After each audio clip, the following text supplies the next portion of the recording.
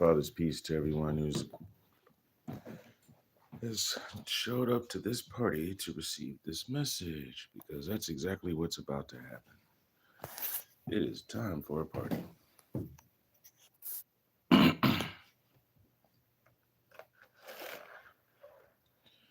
We get together 4 p.m. to 6 p.m. Eastern Standard Time. There we go. Get together 4 p.m. to 6 p.m. Eastern Standard Time to discuss entrepreneurship and service in our communities. We have special interest groups that we speak on. Each one has a day. Unfortunately, I can't find my schedule, so I can tell you what today's special interest group is. Shame on me.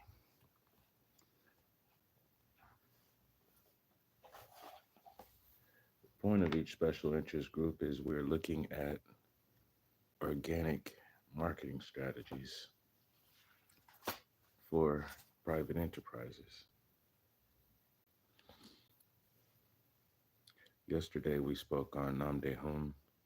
The day before that was Mafia Soy Publications. And we started out with Highest Heights.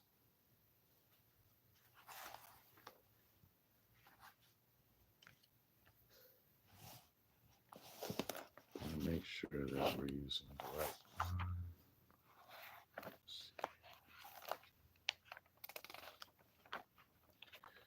We've also been doing a discussion about lineage and certain standards concerning moving with righteousness,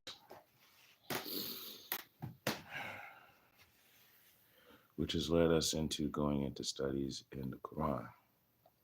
I see we have a visitor in YouTube land. We have 11 in YouTube land. Yahweh Shalom Barak. Our Father's peace and blessings to all of you who are coming in. TGH Pro. Shalom. Caden the Wolf.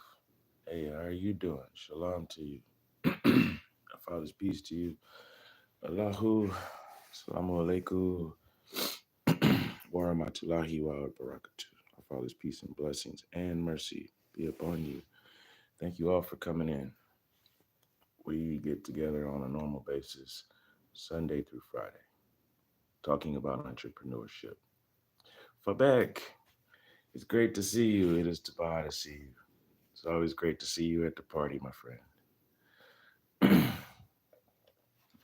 I was just telling everybody that I actually don't have my schedule in front of me to tell you what day today is as far as who we're supposed to be focusing on with the special interest groups. I found it. I found it. All right. Today is SOC of DC. We would be talking about community cultivation or looking at the standpoint of a person who is a community cultivator. And that's actually right along with what we have going for our topic of discussion today. Yesterday, we opened up the Quran to, what surah did we go to? At-Tawbah. If you happen to know what Tawbah means, it will help you out a lot as far as why we are about to go into reading. I went through the introduction yesterday because for each surah, there's actually a background that will tell you what was going on at the time in the Muslim community, as well as things that Prophet Muhammad, Allahu Sallallahu wa Salam, our Father's peace be upon him, the things that Prophet Muhammad was facing then. The reason why I'm going through information about the Quran and Muslim life is because there is a real bad misconception out there right now concerning what it is to be a Muslim.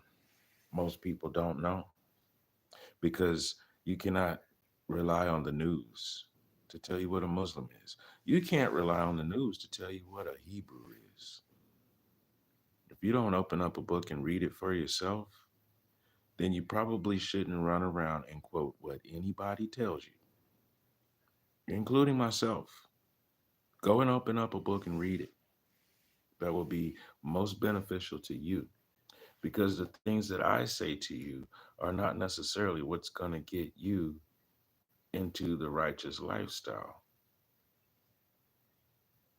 It might be something that catches your ear and makes you want to go and learn about it. And that's exactly what I'm expressing. Go and learn, because I had to.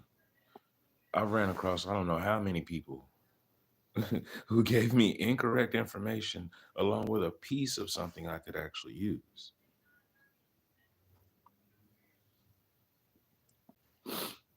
Make the library your second home instead of that place where people keep clocking in and out and then having to pay taxes on taxes.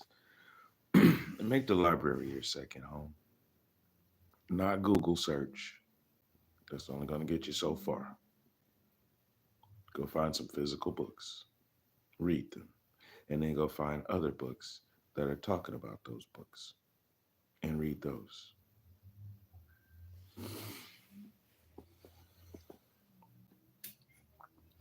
We're going into the studies of at-Tawbah because there's a story about the Midianites there. Some people know about Prophet Moses, peace be upon him. Some people know parts of his story. Some people know parts of the story of the children of Israel, the children of Yahasharael.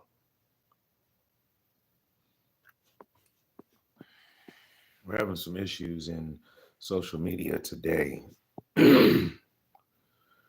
because certain people are being described as one set when really they are replacing actual physical living beings. If I said the word nomenclature, would you understand that I'm saying something that is grouped under one name? Nomenclature. Name is important because name is also authority. Authority, translated to the Hebrew or Avra language, is Shem. There are newscasters that will tell you that certain people are anti Semite. Maybe so, because I walk with Shem. I'm not an anti Shemite. I don't even know what Semitic is, except for a term somebody made up. Sin. You can find Sim as an Arabic character in the Aleph Beit, Sim, even Shin, but there is no Sin. We have to be careful about picking up practices that have nothing to do with our original design. So that's the reason why you're going to find me reading scriptures. Because before you do business with anybody, you need to have some kind of code of ethics. So I'm sharing with you my code of ethics. So I was going to wait around and see if we can get some familiar faces coming into the building. We're at the 10-minute mark, and I really do want to get this started. So let me see.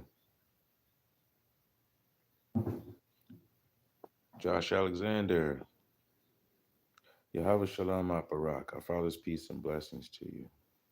I won't necessarily say that I'm a Rasta. I will say that I do know about the studies of Ethiopian theology, which goes back to Cush and Axiom. I wouldn't call myself a Rastafari, though. There's certain vows that you have to take. I still eat chicken and fish. I still eat tomatoes. I partake of things that are on off of the vine. So I wouldn't say that I've taken a Rasta vow. I've taken a Nazarite vow. There's a difference. My vow involves being a Levite because I'm the firstborn son, and my life is dedicated to the work of the temple. And this temple happens to represent Yahweh Elohim, our creator. In my walk in life, I walk guided by the wisdom of Ravak HaKadesh. The examples I'm supposed to use while doing things physically would come from Yahashua HaMashiach. My king is not Haile Selassie. I'm a king, and the king that I serve created everything. So, no, I'm not a Rasta. Yahweh Shalom Baraka Kati Deborah. It's very Tabah to see you. I won't lie, I've been stalling the people out because I've been waiting for a familiar face. We got some great new friends in. Fabek came in to visit. Shout out. So I've been talking a little bit about the fact that social media has been leading us astray. So we have to be very careful about the things that we intake. Now that you're on, I can share a little bit of a story.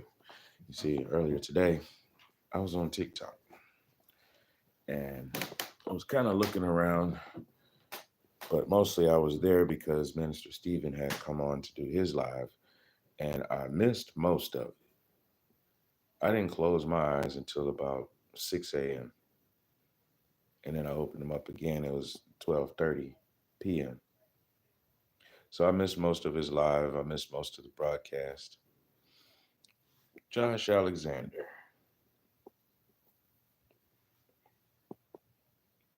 what concern is it of you whether or not I smoke? So as I was saying,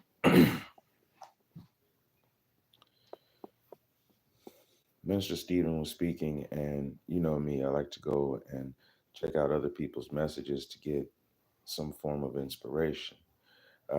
He delivered his message matter of factly, um, a little bit more about what was going on with Moses and some other stuff, right? Have a great day, Josh.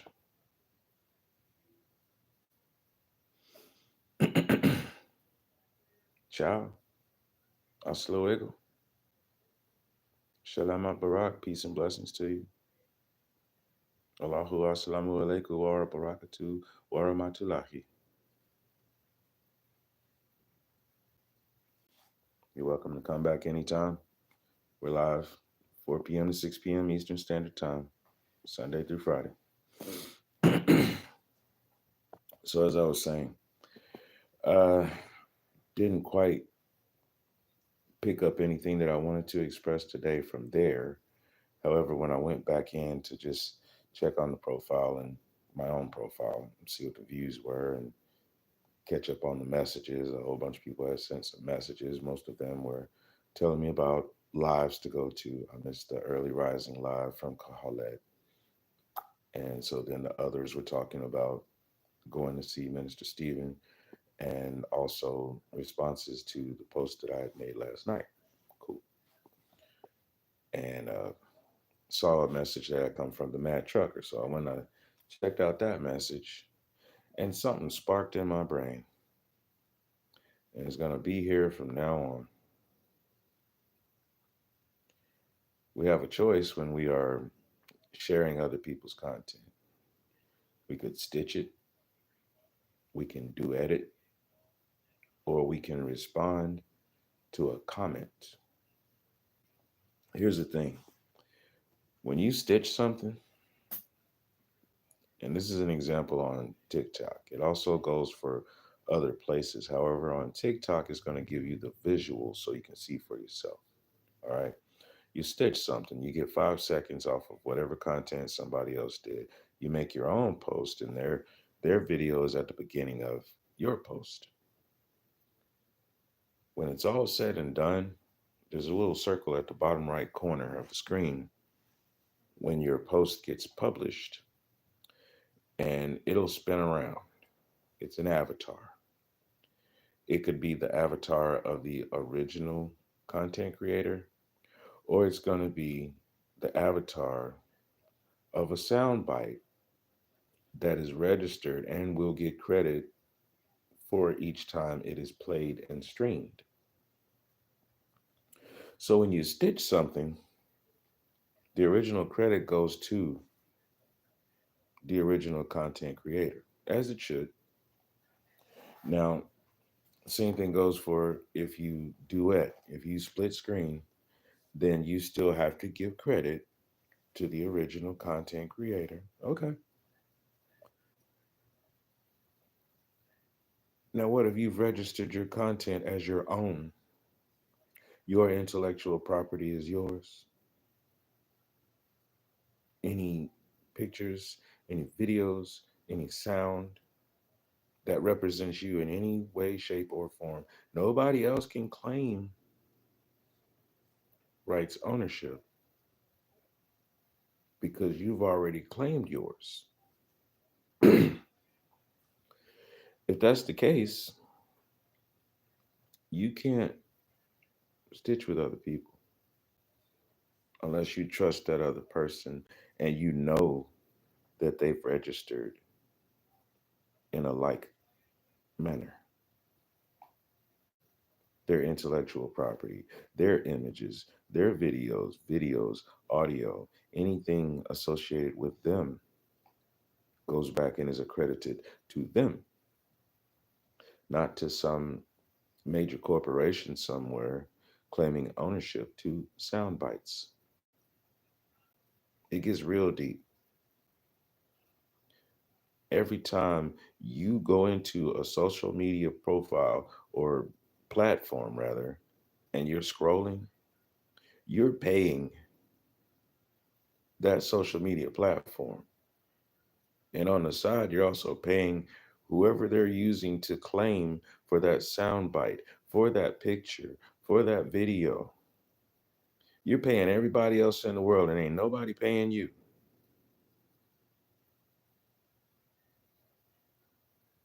People ask me all the time, how is it that you do what you do? Basically, they're asking me, how much do I make? I look and laugh because I can look right through them. Don't give me the cussing. The F you mean? Kind of like Josh Alexander wanted to ask me if I smoke. The F you mean? Do you want the smoke? Is that what you asking me? You want to pry into my life? You want to know about me? Now you didn't show up saying, "Oh, hey, I got this and I got that and I do this on a regular basis." No, you want to ask about my personal life. I didn't say anything on this camera at any point in time about me saying, "Oh, yeah, I'm going to tell you what I do with my habits." No, I opened up this camera and started telling you this is going to be a party. It's going to be a party about Quran studies. What part of that makes you think about Rastafarians? That's why I'm doing these lives, because that's called a prejudgment. People want to run around talking about what's racist. I ain't running nowhere. So don't call me a race. That's where we're going to start. You see, I got real bothered and agitated today. I wake up angry. I go to sleep angry. So it doesn't help when someone comes along and wants to agitate me. So as I'm scrolling through TikTok, I'm seeing all these crazy sideways comments and all these people saying all these wild things. And this lady, she was reading scripture. And she was talking about the fact that the real Israelites, the real children of Israel, the real children of Yahasharael are not the ones that you're hearing about with bombs being dropped over them in the Gaza Strip. Why am I saying that? Because the house of Yahasharael split and went different ways almost 2,000 years ago, if not more. 2,500 years ago to 2,000 years ago, the house of Yahasharael split and went different ways. So anybody that wants to say, oh, we all came from this area in Germany and we're going to take back our land, where does it say the house of Yahasharael left and went to Germany? Let's put it out there on the table right now. Let's get rid of the elephants in the room. And I'm loving how my comment section is just getting blowed up right now. This message is held for review. Come on in, bots. Come on in and try and do some kind of whatever you want to do to flip this, because it's not happening. I'm not going to get all agitated off of your sideways remarks. I'm here to drop information. Plain and simple. So this lady on TikTok was reading scriptures and she was talking about how the children of Yahasharael are being ignored. And the whole time, the house of Shaitan is being revealed. And she was saying, we should not be so worried about crying over these people losing their lives. Now, it's true, have a heart, be concerned, have empathy. Yeah. But I'm not going to have any compassion for you when you kicked me out of my own home. I'm not going to have any compassion for you when you're taking my resources. I'm not going to have any compassion for you when my people, my ancestors, were being pulled out of their homes and their lives were taken away before 1940 and after 1940. I'm not going to have too much compassion for you when billions of dollars are being dumped into those regions and there are still people living there in regions called ghettos. I'm not going to have too much compassion for you because the original people that were there got forced into ghettos and slums. No, I don't have too much compassion. So there's a code that we need to start living by. I'm not going to use your resource. If you upload some content, I don't know who you are, I'm not going to stitch it. No, I'm not going to do edit because I'm not going to allow you to have any part of my intellectual property. You'll see me published on platforms. But no, I'm going to start using a very discerning eye.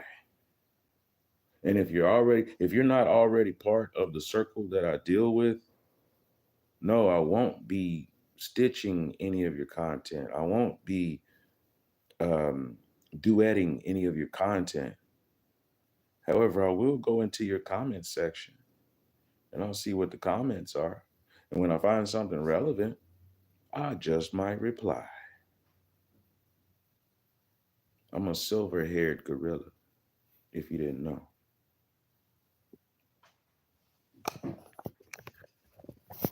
Potentially inappropriate, something. My screen is glitching at me. It's trying to tell me a few things.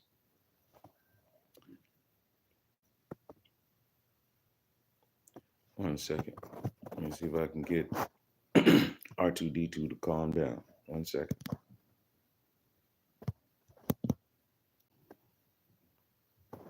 All right, we're back in. Still got one in YouTube land. Thank you for your patience and sitting through the rant because I want you to know the stakes are high and the program is changing. I suggest you stay tuned, keep your ears open and eyes focused. I'm having to do some fighting in the background with some major digital entertainment companies off of the fact that, yeah, they want to take your intellectual property and then not give you rights back to it. I heard there's a man who will pay you to sing in a tin can. That's where we're at. That's why I wake up angry. People come and try and tell me about, well, there was some riots going on. I don't care. What do riots do? Go and tear up a bunch of commercial property? I don't care. A bunch of people causing destruction and then they get arrested. I don't care. There's people that need to eat. I need to eat. What they rioting for? Trump made them mad. I don't care. I don't vote. They passing some laws. Well, the laws don't affect me unless I go out and do something against those laws. So guess what? I don't care. No me importa. Mm? That's enough of a rant. We've got some righteous deeds to take care of and some studies. Am I correct?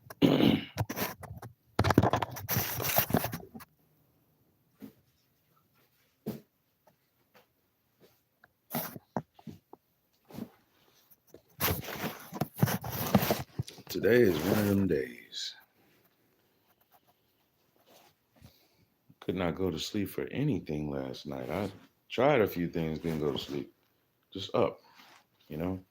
And I got some things that I want to do as far as projects are concerned. The thing is, I spent the last 2 days out in the sun, like not all day long. Maybe a total of 2 hours on both days. So 4 hours completely cutting grass and trimming some trees and bushes. Didn't really get overheated. I poured some water on my head while I was out, right? Didn't even get taxed and tired. Actually got replenished. That's part of why I was up all night. I had energy, but I couldn't really do anything with it. You ever get that moment where you're feeling agitated because there's so much that you want to do and you even got the energy to do it, but it's not the right time? There's a lot of work I can do at 3 a.m. in the morning, believe me. There's a lot of stuff I could do. You all have heard the whole thing about what will it do to affect the algorithms? You set the algorithm. Here's a case in point. People will tell you the best time to post is when your audience is active. I'm going to tell you that's a load of garbage. Best time to post is when you complete your content. Most of my content gets released at 2 in the morning. Then people see it at 6 or 8 a.m. My work has already been done. That's like saying nobody's going to go to the grocery store until they see a specific commercial while watching The Simpsons. People have needs and they want to go to the store anyway. The commercial that you see on The Simpsons is a suggestion of getting that particular brand instead of whatever you might happen to see when you get there and look at the shelves.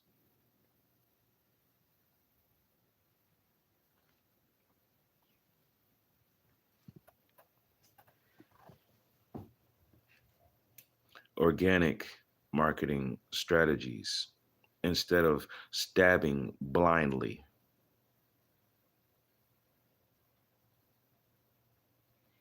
Social media platforms are not your friends. As comfortable as you get with it, it's not your friend. I grew up hearing the adults in my life talking about Southwestern Bell and then even referring to it as Ma Bell. Mother Corporation of Telecommunications. That ain't none of my mammy.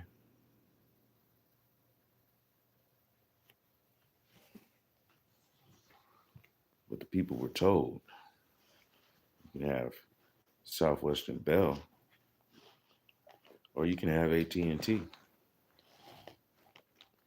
But either way, you're going to be using us. Now, they didn't tell you that there were other means. They just told you that this guy named Alexander Graham Bell came along with this so-called telephone. He was the first one to add it, and that's what we're going to use. He's the one that patented the idea. He was not the first one to have one. Southwestern Bell and AT&T are not the only ones who had technology in order for us to be able to speak with one another across miles. However, that's what we've been told is the only thing that exists. There's the issue. We as a people aren't jumping up and looking around to see what's there. We're only taking what's handed to us.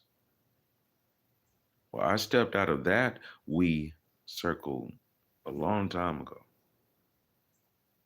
When you hear me say we or us, nowadays, I'm talking about a particular group of people who want to claim Hashem, but they are not doing the work that is required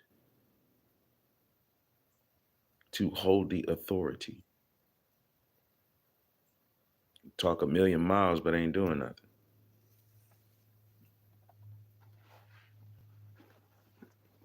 That's what got me perturbed when I checked out what was going on with this lady's content when she was saying the House of Shaitan can be exposed.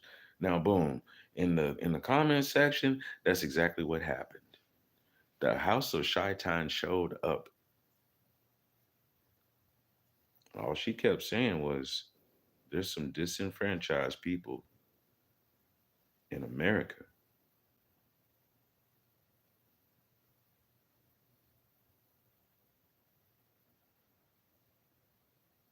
No one in the comment section wanted to acknowledge that.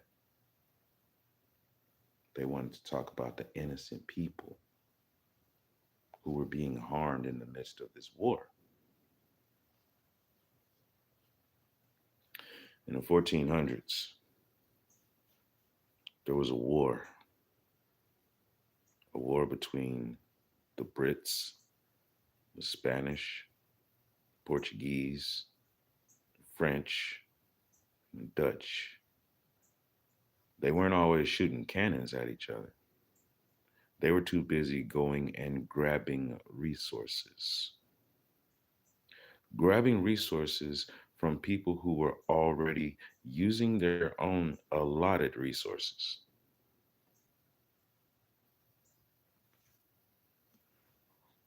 A culture of thievery.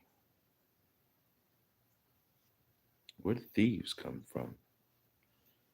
Well, eventually they all banded together because there was a time when our culture didn't have prison systems. We just would kick somebody out. You are an outcast. You cannot be part of the family anymore because you're causing harm. You're an outcast. You must go away and do not come back. That's how you get these stories about travelers going along and they're not welcome in the next village either because these villages were interconnected. So if you weren't trusted in one, you're not going to be trusted in the other. So they would have to keep on traveling until they were in a place where nobody knew them. And then it would be up to them whether they're going to change their character or keep doing what they were doing. Well, there would be another thief somewhere who would also end up being outcast. And then you would see them cross paths and they would recognize each other because as the saying goes, we smell our own. The shepherd smells like the sheep. A wolf knows another wolf.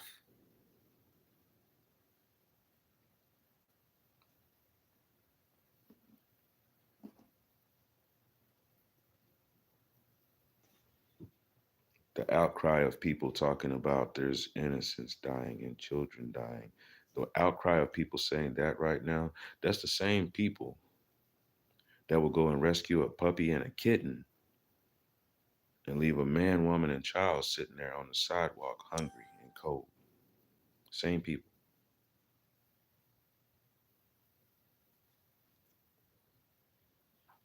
All right, so we've gone on for about 36 minutes. That means that there's at least an hour and a half left. I'm about to read at-Tawbah. Let's get some standards in our life. Let's live by the code.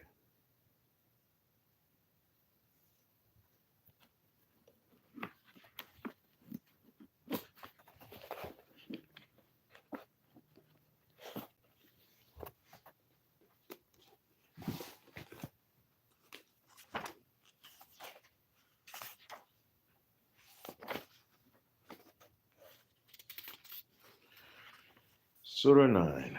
Let me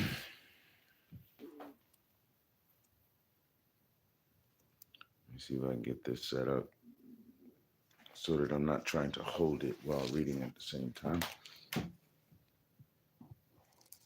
Tools, tools, tools.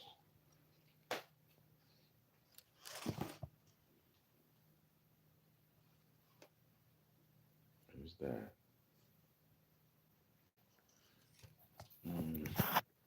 Where is it? It's one piece I'm looking for to brace things. Oh, where did I put it?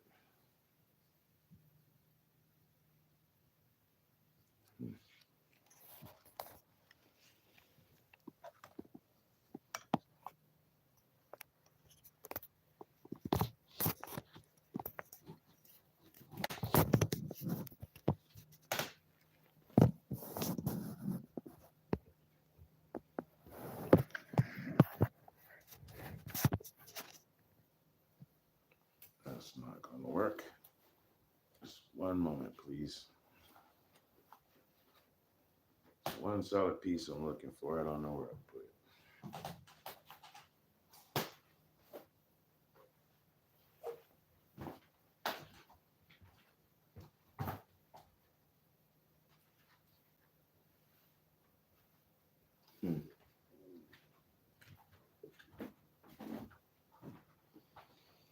It's hidden in plain sight.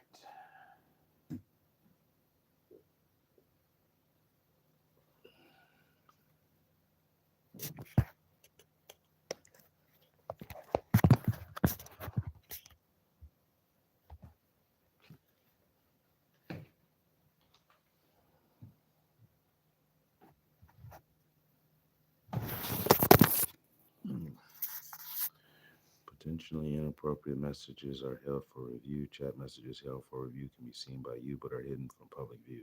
You can make them public or keep them hidden by selecting show or hide. This feature can be disabled in your sessions and settings. Got it. Akati Deborah, I had made you a moderator before. I don't know why they don't make it just stay that way. I'll do something about that. But really, it appears that the Ewing of the tube handles when people are being inappropriate. Okay.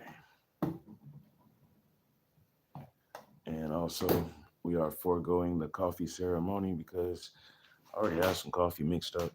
So I'm not going to do a pretense and stir it up or anything like that. That's just corny. So I'm just going to make the statement. Kham Yahashraya. Rise up. Hazan. Rejoice. For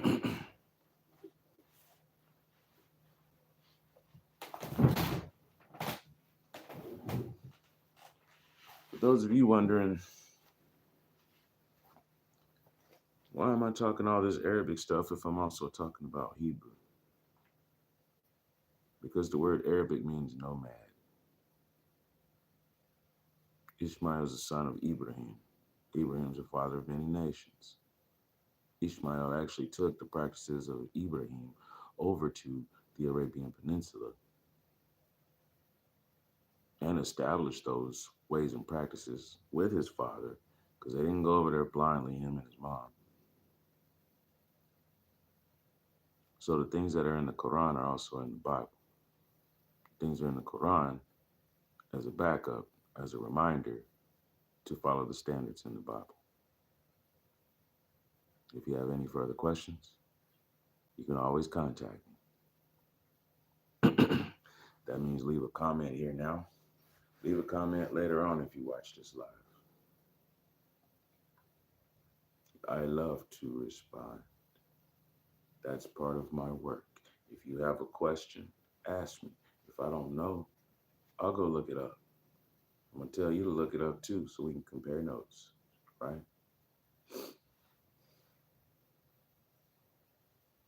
As a protection,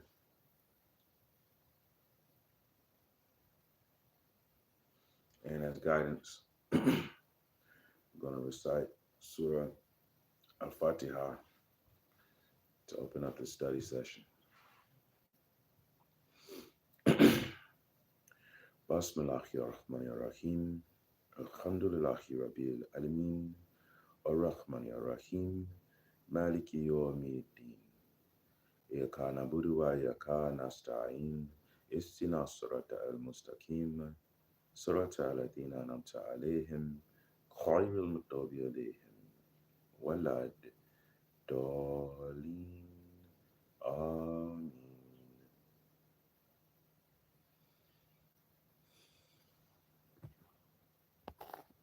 All right, let's get started.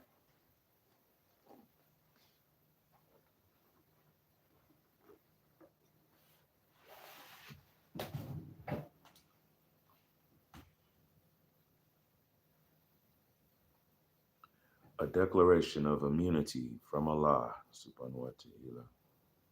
All praise to our source of sustenance and mercy.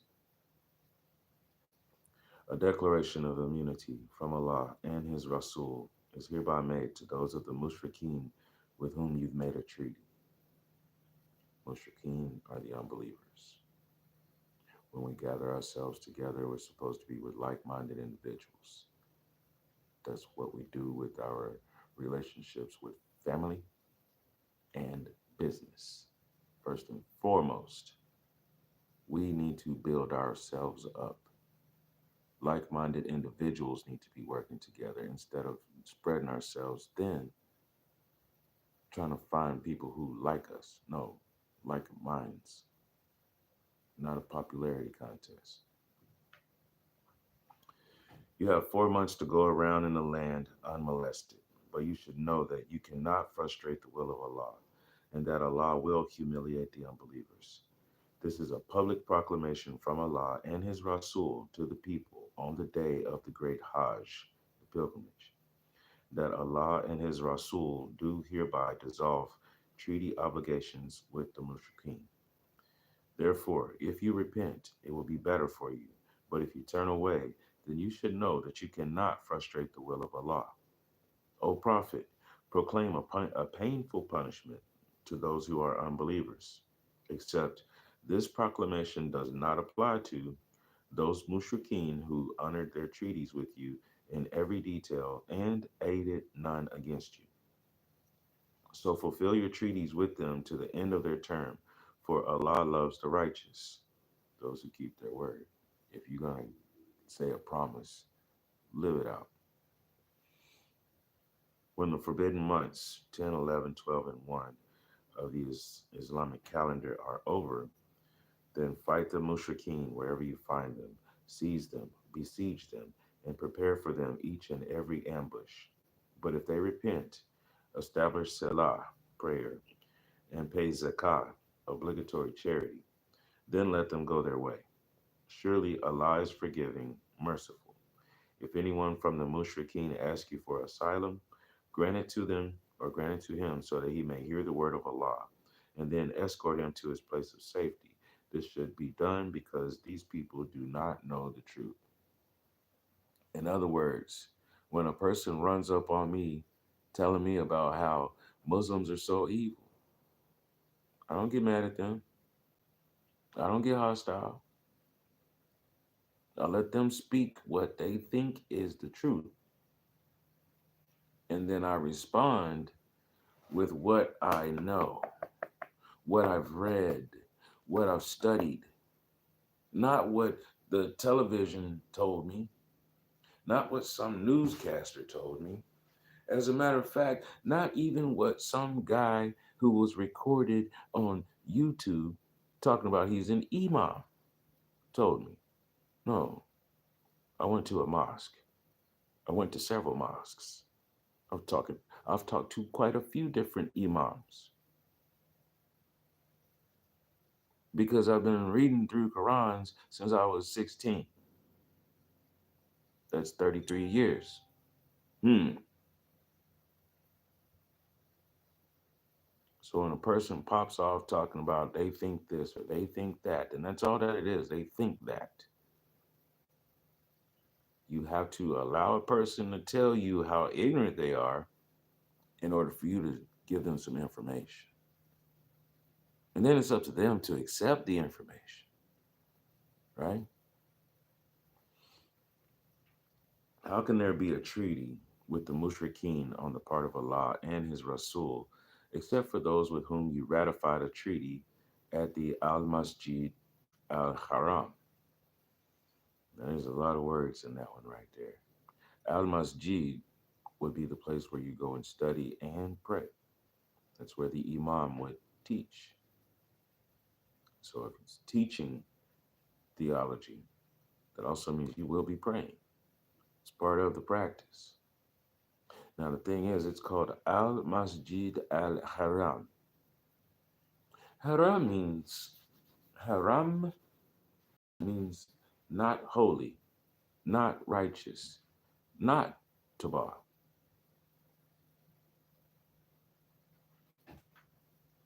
How can there be a treaty with the mushrikeen on the part of Allah and His Rasul, except for those with whom you ratified a treaty at the Al Masjid Al Haram? So long as they honor it, you also honor. For Allah loves the righteous. How can you trust them? If they prevail against you, they respect neither treaty nor ties of relationship. They just flatter you with their tongues, but their hearts reject you, and most of them are transgressors. They have sold the revelations of Allah for paltry, worldly gain, and they have hindered others from His way. Indeed, evil are the deeds that they have done. They neither honor the ties of relationship nor observe the obligations of treaties with the believers. It is they who are the transgressors. However, if they repent, establish salah, prayer, and pay zakah, obligatory charity, then they shall be your brethren in deen, faith and way of life based on divine guidance. Deen. Thus do we spell out our revelations for people of understanding. This is what it takes to be a Muslim. Establish salah, prayer, pay zakah, obligatory charity. That's who would be your brothers and sisters in faith, those who are walking the way of life based on divine guidance. That's what a Muslim is. Everything else that you're hearing that they're calling a Muslim, you might as well point at a turtle and tell me that's a possum.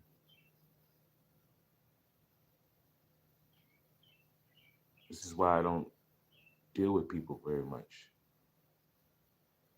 My people perish for lack of knowledge.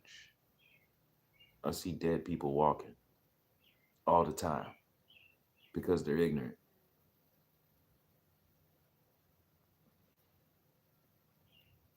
But if they violate their treaty once they have sworn it and insult your deen, then fight with the ringleaders of the unbelief, for their oaths are nothing to them, so that they may be stopped. Will you not fight against those people who have broken their oaths, conspired to expel the Rasul, and were first to attack you? Do you fear them? Nay, it is Allah who is more deserving of your fear if you are true believers. Fight them. Allah will punish them by your hands and humiliate them. He will grant you victory over them and soothe the hearts of a believing people. Yeah, you're going to be hearing some words come out of my mouth that you won't find on the Roman road. There are some victories that we do have to claim. I'm not afraid to say Shaitan's name because I have authority over Shaitan. I'm not afraid. Shaitan has to come and ask me to do his bidding. I have this choice to say no because I'm already doing the bidding of Allah. That's a battle won right there. Allah won the battle through me. Victory. Selah. Told you, I woke up angry today. You're going to hear it. You're going to feel it.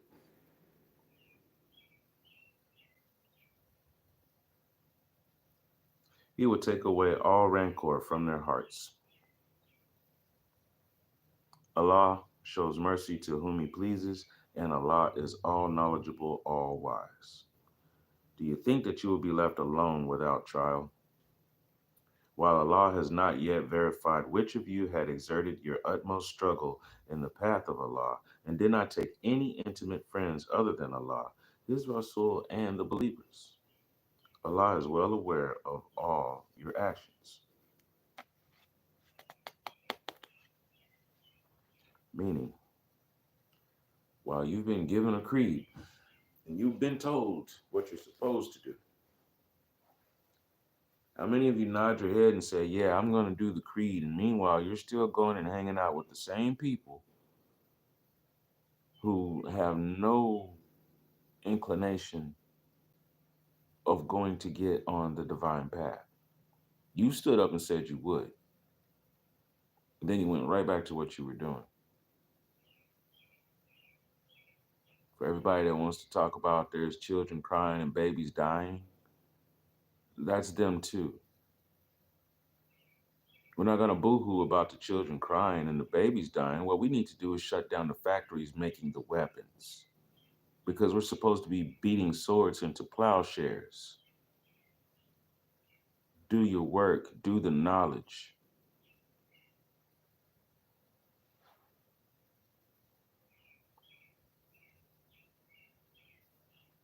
It's not for the mushrikeen to maintain the mosques of Allah while they bear witness against themselves about their unbelief.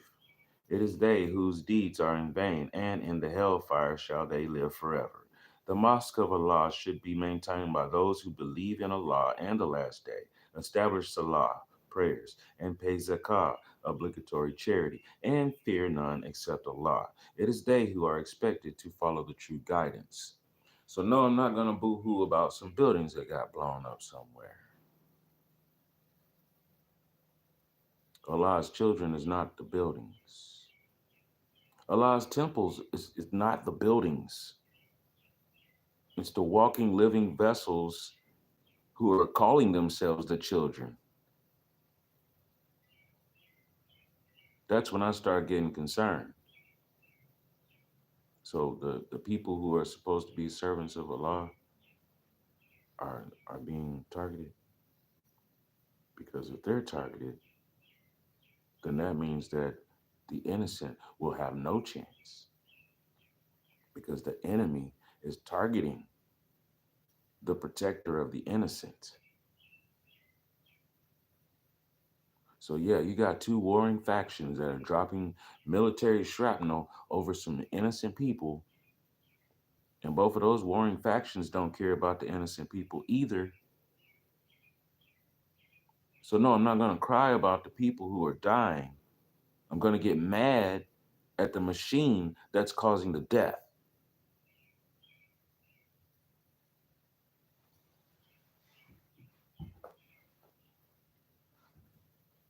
No mushrikeen can maintain a mosque dedicated to Allah. No unbeliever. They can't even step foot on hallowed ground. Remove your shoes. As a matter of fact, remove your presence. You can't be around what is halal because you are haram. That's what that passage was saying.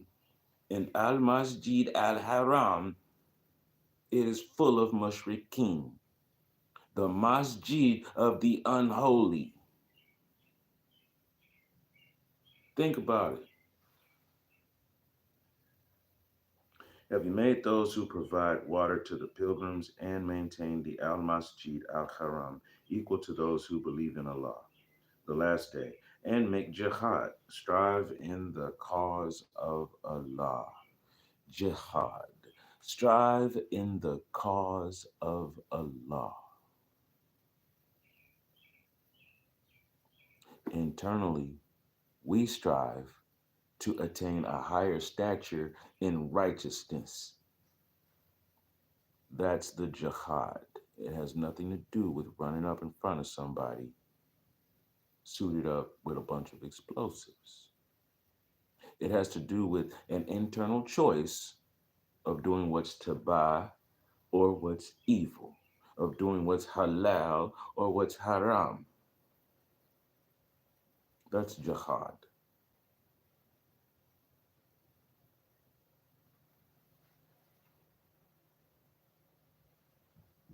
They are not equal in the sight of Allah, and Allah does not guide the wrongdoers. Those who believe, embrace Islam, leave their homes, migrate, and make jihad with their wealth and persons in the cause of Allah, have higher rank in the sight of Allah. It is they who will be truly successful. Their Rabb gives them Tabah news of His mercy, His great pleasure, and paradise in which there is everlasting bliss for them. Yeah, you heard me. I had to change a couple words there. They will live therein forever. Surely it is Allah with whom is the mighty reward. O believers, do not take your fathers and your brothers as your friends if they prefer kufr, unbelief, over iman, belief. For those who turn away from this commandment shall be considered wrongdoers. O prophet, tell them, if your fathers, your sons, your brothers, your spouses, your relatives, the wealth that you've acquired, the business in which you fear a loss, and the homes which you like are dearer to you than Allah, His Rasul, and making jihad, struggling in His way, then wait until Allah brings about His decision. Allah does not guide the transgressors. Allah has indeed helped you in many battlefields, and recently on the day of Hunain, when you were proud of your great numbers. The Muslim army was 12,000 strong, and the unbelievers were only 4,000. But the numbers availed you nothing. The earth, with all its vastness, seemed to close in upon you, and you turned your backs and fled. But Allah sent down His Sakinah, peace and tranquility, upon His Rasul and the believers, sent down to your aid those forces which you could not see, and punished the unbelievers. Thus was the recompense for the unbelievers. Then after that, you also witnessed that Allah guided to repent some of them whom He wanted, for Allah is forgiving, merciful. So you got 12,000 people going to a battlefield against 4,000 people, and they were still afraid. Why?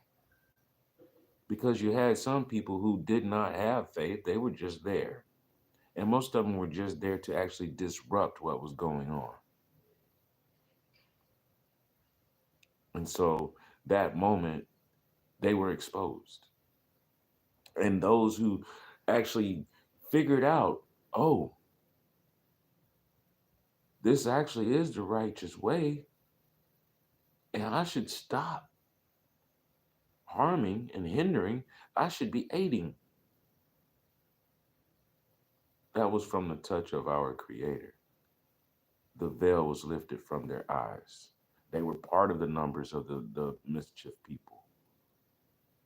They were part of the mushrikeen. They were part of the unbelievers until they were standing out there seeing people die over faith and justice, willing to die. That's when they realized, oh, there is a cause to this. There is more to this than just the riches that we've been told we can have. There is more to the life than what we see. There's something beyond my grasp, my scope, what goes on after I pass away. Life goes on. Which side do I want to be on? What kind of product do I want to see life produce? What will become of my successors? If the ruling party is acting like this, what's to become of my successors? Is this what I'm supposed to do when I'm hearing a whole complete other way? That's why it says once you heard it and you turn back, you are counted as an unbeliever. No one can get mad at you if you didn't know, but you can't go around saying that you were ignorant the whole time. Somebody came along and told you. You can't give the excuse of, oh, well, we're prisoners in a society. Well, some things get to slide. Nothing gets to slide. If there is someone who tells you that that's wrong, then nobody gets to slide after that. That means your job is to go around making sure nobody slides. Not to give an excuse.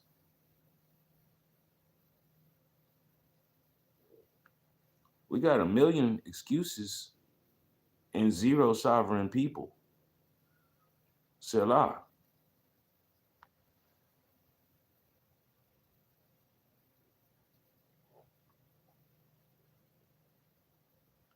O believers, know that mushrikeen are unclean. Therefore, do not let them come near the al-Masjid al-Haram after this year's pilgrimage. If you fear poverty, soon Allah, if He so wills, will enrich you out of His bounty. Surely Allah is all knowledgeable, all wise. Fight those people of the book, Jews and Christians, who do not believe in Allah and the last day. Do not refrain from what has been prohibited by Allah and His Rasul, and do not embrace the religion of truth, al-Islam, until they pay jizya, protection tax, with their own hands and feel themselves subdued.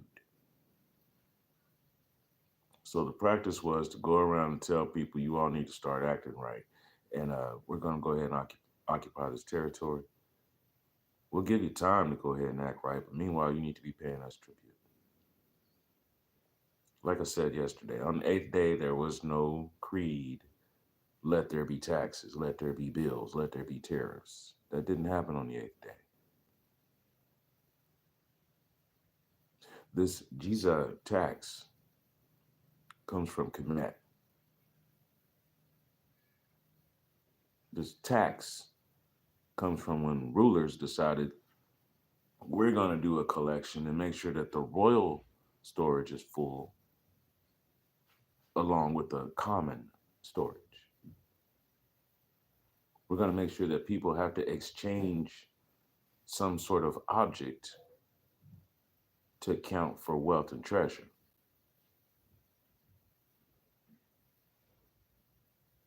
Go and read your scriptures. It tells the people straight up and down, you don't need a ruler or a king because you have the standards of Yahweh. You have the standards of Allah.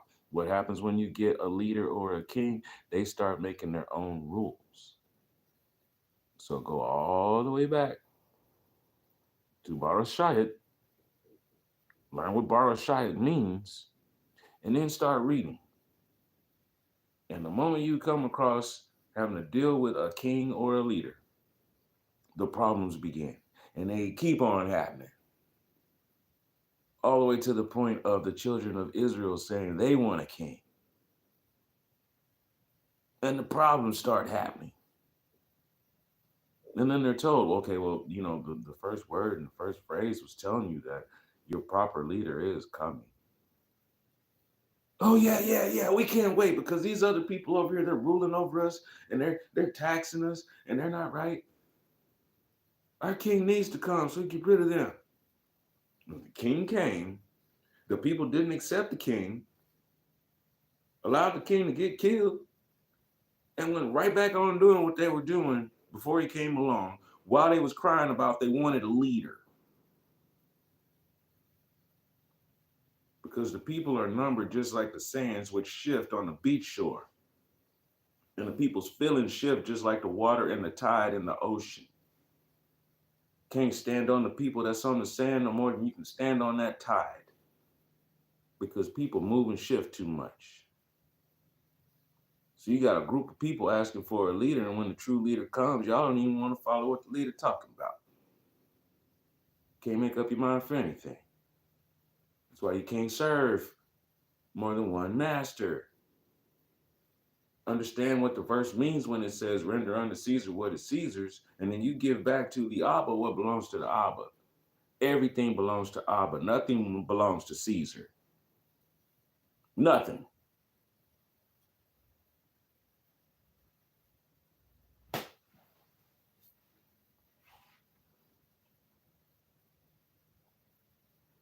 The Jews say Uzair, Ezra, is the son of Allah.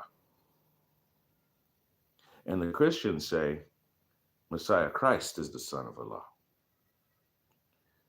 This is what they say with their mouths, imitating the sayings of the former unbelievers. May Allah destroy them. How perverted they are. They, Jews and Christians, have taken their rabbis and priests to be their lords beside Allah. So they did with Messiah, the son of Maryam, although they were commanded in the Torah and the gospel to worship none but one, Ilah. One Ilah, Allah, besides whom there is none worthy of worship. Exalted be he above those whom they associate with him.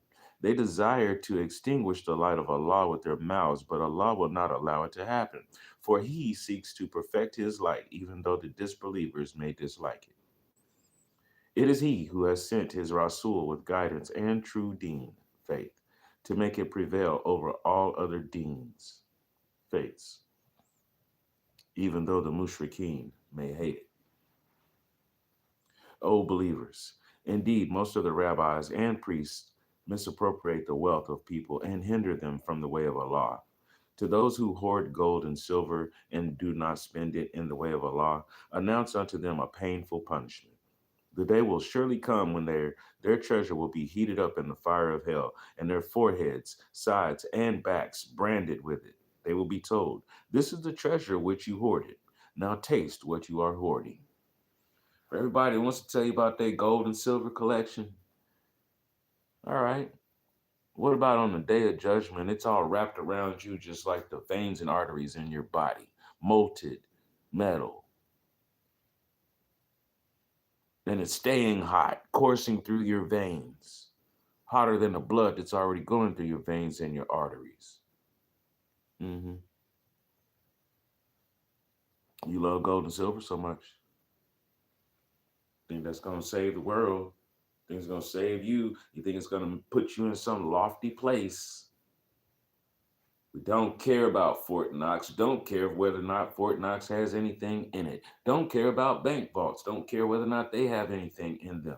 You know what I care about? The fact that there's some children who are having to go and dig for metals and gems, and they're dying. And then you got somebody else that wants to boo-hoo because they're seeing it on the news about some other people dying from military weapon testing. Because that's not a claim for land. They've been fighting over the Gaza Strip since 1900. Nobody has claimed victory. Nobody has claimed that it's going to really be anything. Nobody went there and set up some gardens for people to eat. No, they're tearing everything down.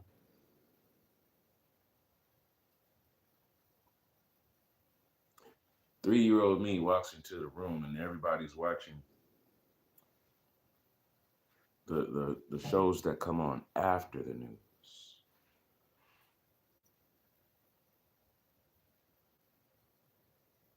Got one of them, Neil Myram Report, something like that. I can't remember what it's called.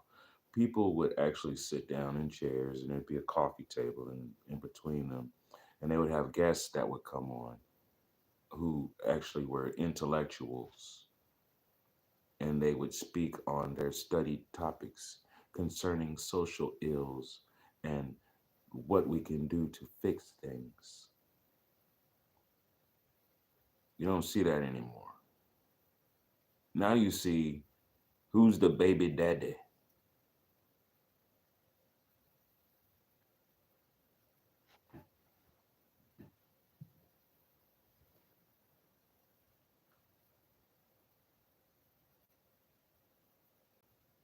The number of months ordained by Allah is 12 in the book of Allah, since the day He created the heavens and the earth.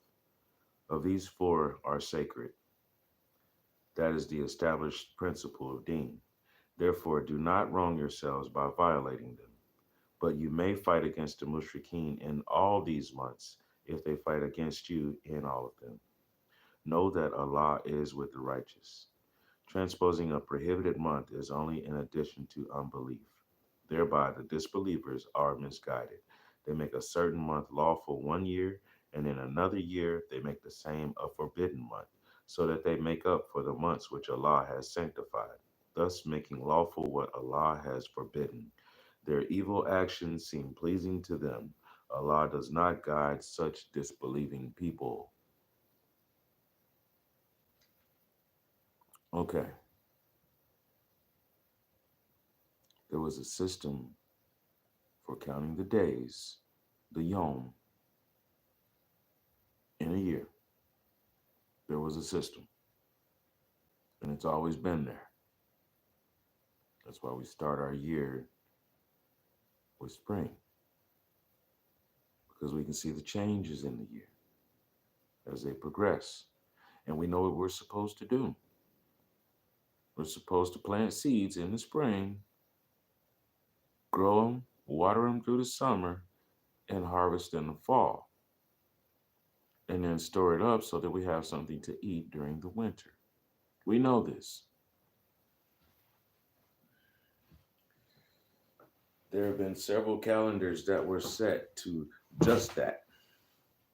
They didn't pay tribute or allegiance to any leader. As a matter of fact, those calendars were set to where we could keep account of the seasons, and at the same time, each yom, each day, was dedicated to the worship of our Father, of Abba, of our Creator, the one who set everything into balance. Our everyday, while going about our work, we worship our Creator. The calendar was set that way. When there would be a set of periods of days, that set of period of days had a name, and that what we call a month now, that 30 days or what have you, those days each had certain set days, names for what activities you were supposed to do, and ways and ideas for worshiping our Creator. The month itself, its name meant a way to worship our Creator, not pay tribute to a king, not figure out how we're going to pay taxes. No, there were no taxes. You start telling me about how there were these great kings that made these great giant statues in the middle of Africa before everybody knew anything about civilization. So what? That's idolatry.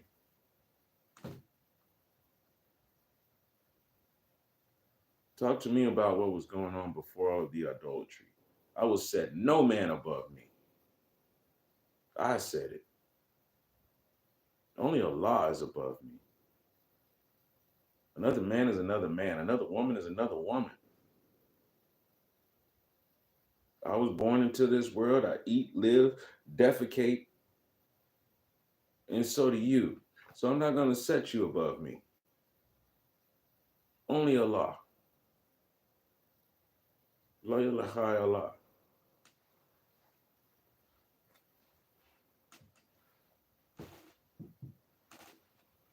O believers, What is the matter with you that when you are asked to march forth in the way of Allah, you cling to the earth? Do you prefer the life of this world to the life of the hereafter? If it is so, then you should know that the comfort of this life is little compared to the life of the hereafter. If you do not march forth, he will inflict on you a painful punishment and replace you with other people. And you cannot harm him at all, for Allah has power over everything. If you do not help him, the Prophet, it doesn't matter. Allah will help him. When the unbelievers drove him out of his town, the second of two, while the two were in the cave, and the enemy came to the opening of the cave, he said to his companion, Abu Bakr, first of the rightly guided caliphs, do not worry, Allah is with us. So Allah sent down his serenity on him and strengthened him with forces which you cannot see. Thus, he made the word of the unbelievers lowest, while words of Allah remain supreme. Allah is almighty, all wise. Pause for a second. That sounded a little convoluted to you because it's referring to a story when the people were chasing Prophet Muhammad and Abu Bakr. This is after the people left Mecca and were traveling towards Medina. And Prophet Muhammad had told the people, you all go ahead. They don't want you. They're trying to get me. All right. So you got Prophet Muhammad, his friend Abu Bakr, and then Prophet Muhammad's nephew, Ali.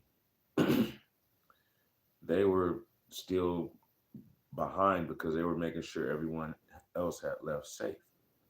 Ali went ahead and Prophet Muhammad and Abu Bakr were about to catch up with him. However, they noticed some people on their trail. So they stepped off into a cave. A spider started making a web over the entrance of the cave.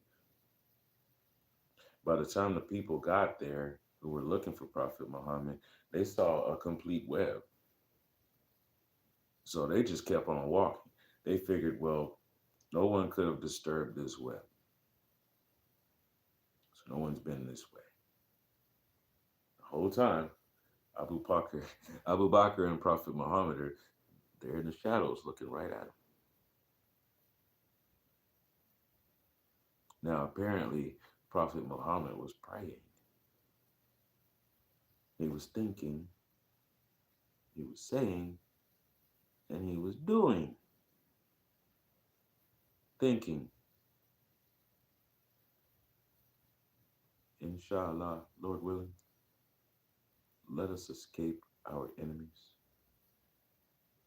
Inshallah, Lord willing, may this spider throw them off of their senses.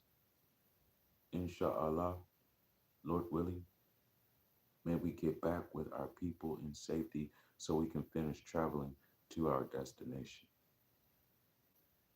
The people went on about their business. Prophet Muhammad and Abu Bakr stepped out of the cave. Alhamdulillah, all praises to our source, subhanahu wa ta'ala, of sustenance and mercy. All praises belong to Allah. That's our source of sustenance and mercy. Allahu Akbar. Allah is the greatest.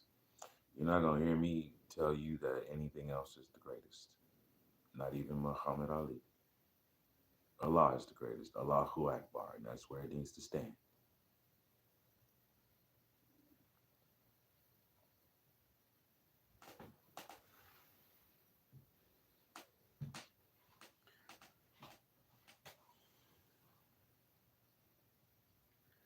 As for the hypocrites,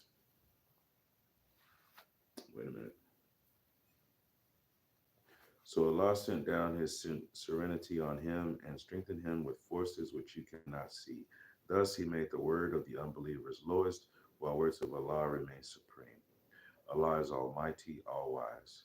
March forth whether you are equipped lightly or heavily, and make jihad, exert your utmost in the way of Allah with your wealth and your persons. That is best for you if you understand. As for hypocrites, if the gain would have been immediate and the journey short, they would have certainly accompanied you. But the long journey in the Tabuk expedition was too hard for them. To justify their not accompanying you, they would even swear by Allah, if we were able, we would certainly have marched with you. By doing so, they are destroying their own souls, for Allah knows that they are liars. If a person really wanted to be with you on that hard, arduous walk, first thing they got to tell you is, I don't think I can walk that far. And then there's always an answer. You know what that answer is? I'm willing to carry you. I'm willing to find some tools to put them together in order for us to have a cart, in order to pull it along, and you can ride so we can take this journey. There are no excuses. I would rather you just tell me no. Say, no, I cannot walk that path. There's been some people who have disappointed me in my life because I wanted them to come along, but they actually looked me in my eye and said, I cannot take that walk. I might have been disappointed. However, I had to give them respect because they let their yay mean yay and their nay mean nay. Instead of having somebody that just rides along just because they want to be in your presence and then start asking questions and complaining when you're excelling and they're still sitting in the same spot because they did not strive. They don't understand why you took off and why you can't carry them anymore because they never even took the first step on their own. They thought just being around you was going to get them access. No, we are not vicars. We do not live vicariously. We live according to our actions because that's what we will be judged by. Oh, I followed the wrong leader. I'm going to blame the leader. No. The leader is going to be punished, and you're going to be punished for following the wrong leader. Because there's many examples are put in front of you. There are no excuses. We have the gift of choice. A seed grows into a tree because it doesn't have a choice. It's not going to be a bird. An egg develops into a duck because no, it's not going to be a fern. A whale swims in the ocean because it's not going to make it in the Sahara. A camel gracefully walks across sand dunes. It was made for that. It's domestic. It's graceful. It's made for that. It does its purpose. Now, what about humankind? Do you really think that you were born into this world just so that you could be entertained by the things that are going on? No. If anything, we're the entertainment for our creator. You ever turn on the television and then turn it right back off? The little garbage? How do you think Yahweh feels? One moment.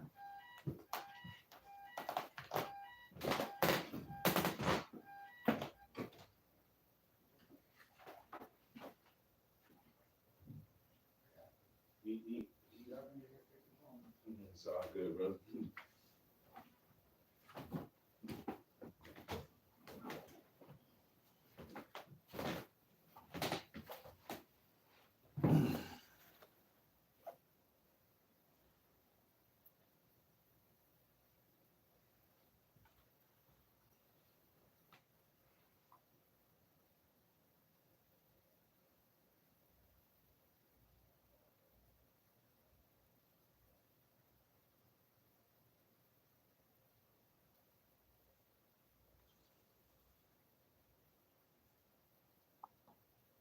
gotten to the point where I don't even ask people if they want to walk with me. I get up and start walking. Those who want to walk with me, they're not far behind. I'll slow down. I'll walk your pace. But no, I don't even ask anymore. Allah forgives you. But why did you, O Prophet, give them leave to stay behind? You yourself should not have given them leave until it would have become clear to you which of them spoke the truth and to know the liars. Hmm? Those who believe in Allah and the last day will never ask you for exemption from fighting with their wealth and their persons. Allah is aware of those who are righteous. Ha. Only those people ask for exemption who do not believe in Allah and the last day, whose hearts are filled with doubt and are wavering because of their doubts. If they had intended to march forth, they would certainly have made some preparation for it. But Allah did not like their going forth. So he allowed them to lag behind, and they were told, "Stay behind with those who stay behind." Had they gone with you, they would have added nothing but mischief. They would have made efforts to create disorder among your ranks, and there would have been some among you who would have listened to them. Allah knows the wrongdoers. Indeed, they had plotted sedition before and created disturbance to make you unsuccessful until the truth came through and the decree of Allah prevailed, even though you disliked it. For all the people who want to get in and act like gremlins and try to destroy when something is going on, you might think that no one can tell what you're up to. You're sadly mistaken.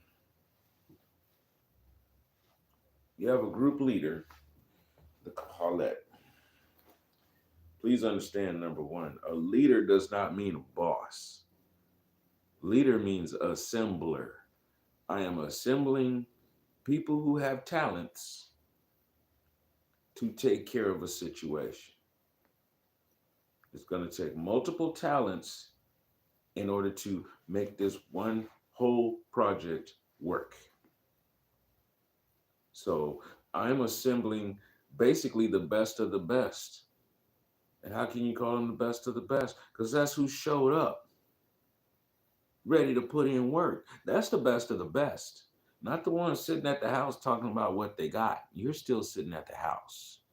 These people are hungry right now. We need to feed them. And you want to sit there and talk about your wares. Fine. Stay there, talk about your wares. Because we're going to go ahead and make sure these people eat. Well, why'd you leave them people behind? They could have brought the best. Or they could have stood around the whole time we trying to feed people. They could have stood around for an hour or two bragging about what they left at home. We don't have time for that party. So we left them at home. Because if they had the best, they would just got up and brought it. You understand? That's why I said, no, I don't ask people to walk with me anymore. It's kind of obvious when I walk into a room that I am walking. And then I sit down. People get to know who I am. And then when it's time for me to get up and start walking again, they understand, oh, he's going. I don't ask, are you coming with? It's on my face.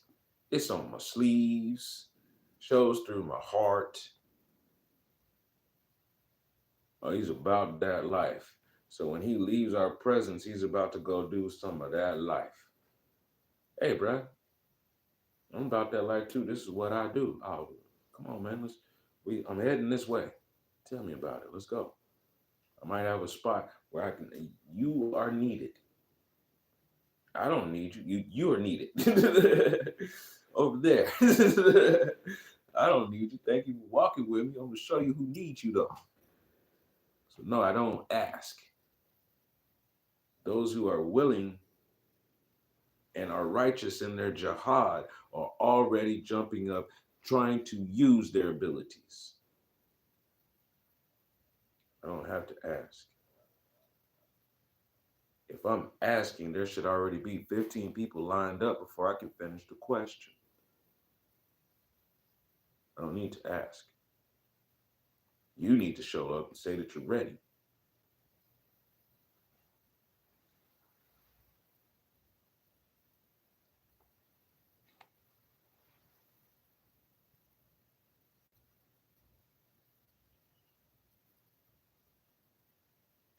Among them, there is someone, Jad bin Qais, who said, grant me exemption and do not expose me to temptation of Roman women's beauty. Have they not fallen into temptation of telling lies, double dealings, and hypocrisy already?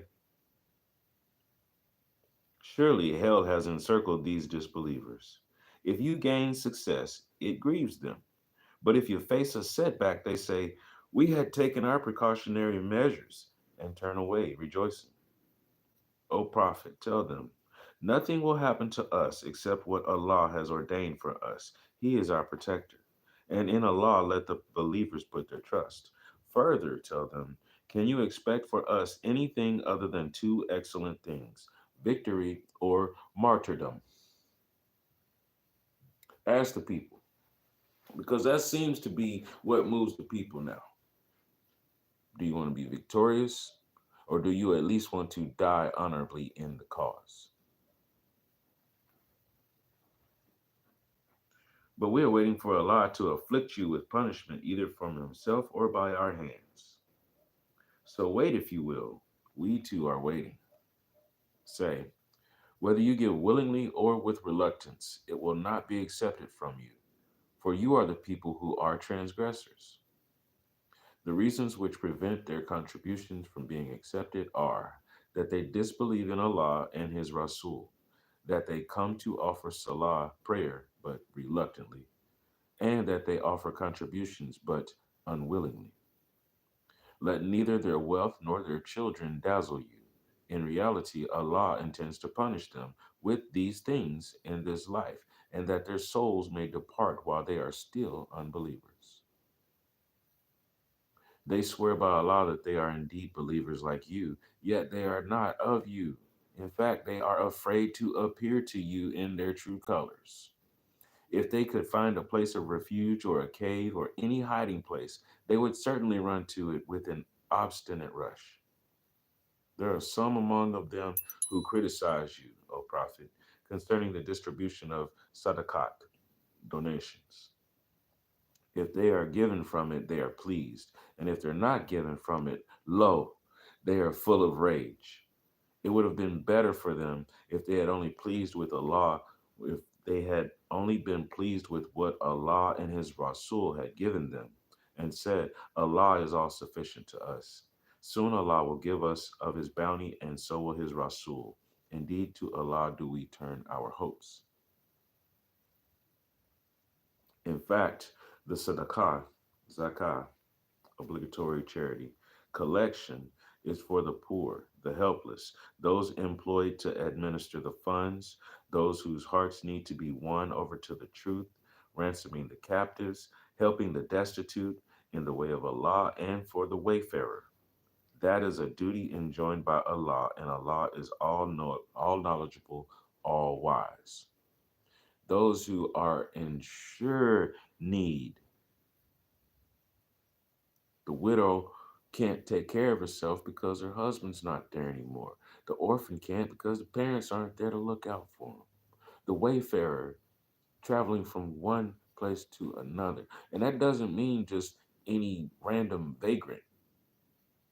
It means a person who is on the path, who is traveling from one place to another. If you see them and you notice that they are struggling, you're supposed to reach out and help them. What other sense would it make if you're told your mission is to leave where you are, drop everything? Only thing you can have is the clothes on your back, the belt that girds your loins, and the shoes on your feet. Go out and preach the message. How else is that person supposed to eat and have sustenance if there's not another willing person along the way that says, oh, I received that message. I see where it's coming from. Thank you. Here, have these supplies. Because that was our way before we were chasing after coins, before we were bowing down to czars. That was our way. Oh, hey, traveler, we just got through doing Wumpty Wump and harvesting the fields or whatever. You look tired. We're all about to go in. Would you like to join us? Tell us about yourself while you're here. Tell us about your travels. What is the Tawbah word? That's how we used to conduct ourselves before we started doom scrolling and using shorthand where nobody understands what you're saying. Don't move one jot nor one tittle, to the point where we can't even communicate with each other anymore.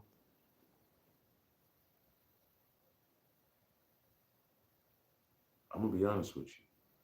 I'm not Kameshi. So when you send me a bunch of pictures, there's only a few emojis that I understand. That's not my language. I don't speak hieroglyph. No shade, just honesty.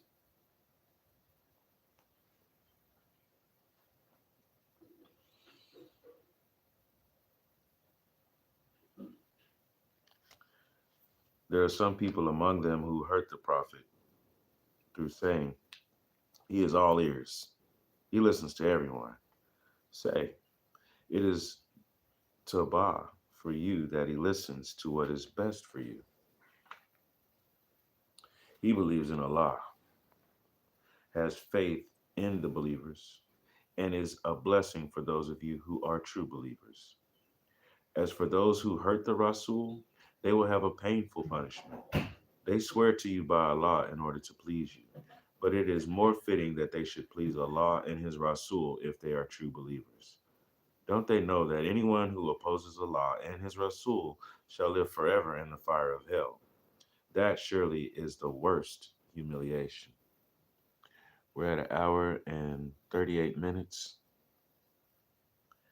and that completed ayyat 63. However, I tell you what, we're going to stop at a Jews break. There's a Jews break coming up.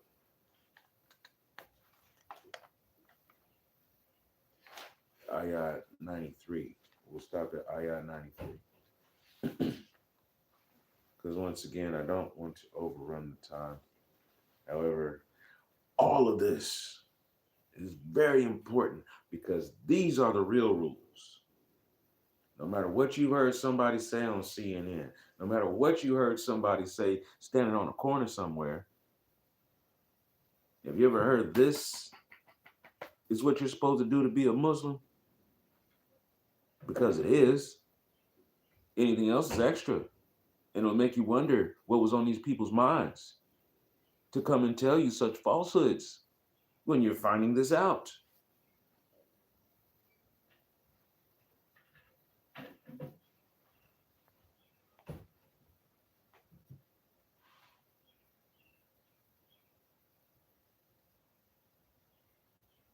The hypocrite men and the hypocrite women, they are all alike. They enjoin what is evil, forbid what is just, and withhold their hands from doing good, from doing Tawbah deeds. They have forgotten Allah, so He has forgotten about them. In fact, the hypocrites are transgressors. Allah has promised the hypocrite men, the hypocrite women, and the unbelievers the fire of hell to live therein forever, a sufficient recompense. Allah has cursed them, and they shall have a lasting punishment. Your behavior is just like those who have gone before you. They were mightier than you in power and more flourishing in wealth and children. They enjoyed their portion of this worldly life. Thus you have enjoyed your portion as did those before you, and you have entered into vain discourses as they did. Consequently, their deeds were fruitless in this world and in the hereafter, and they are the ones who are the losers. Have they not heard the news of those who have gone before them, the people of Noah, Ad, and Tamud, the people of Ibrahim, the people of Madian, and the cities of which were overthrown? Their Rasuls came to them with clear warnings, but they did not listen. Allah did not wrong them, but they wronged their own souls.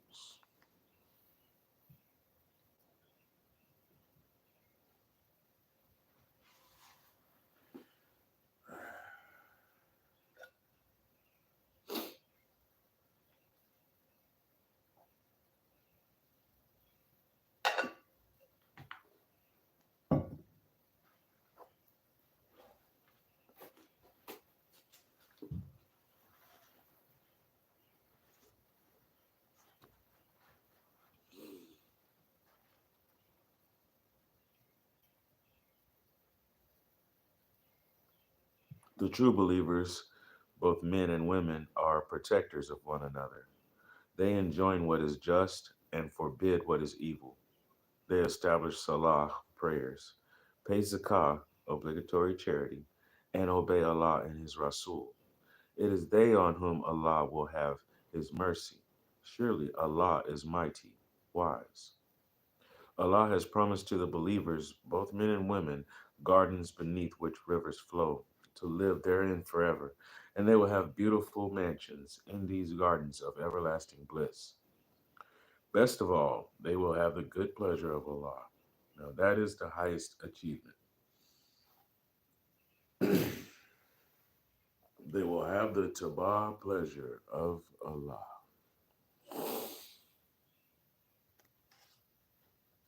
O Prophet, make jihad against the unbelievers and the hypocrites and be firm against them. Once again, jihad, personal struggle to choose to always follow the righteous path and gain stature by doing so daily. Jihad. Make jihad against the unbelievers and the hypocrites. My screen decided it wanted to get as dark as possible. Can you bring that back up? There we go. All right.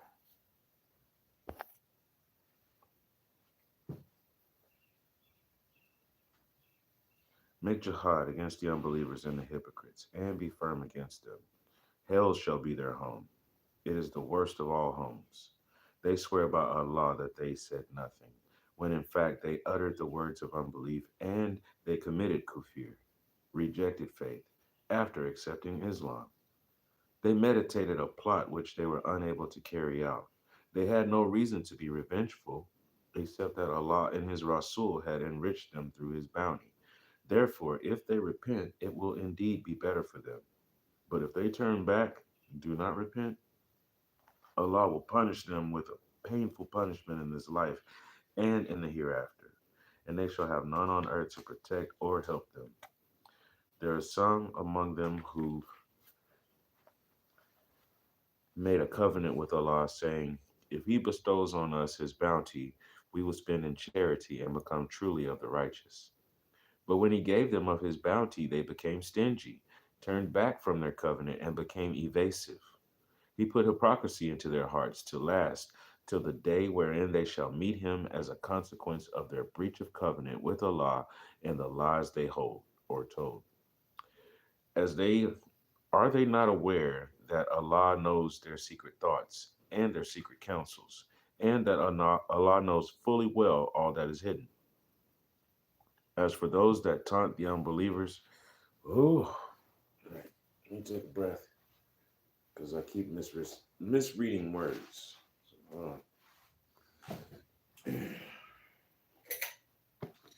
That's no good. All right, let's try this again.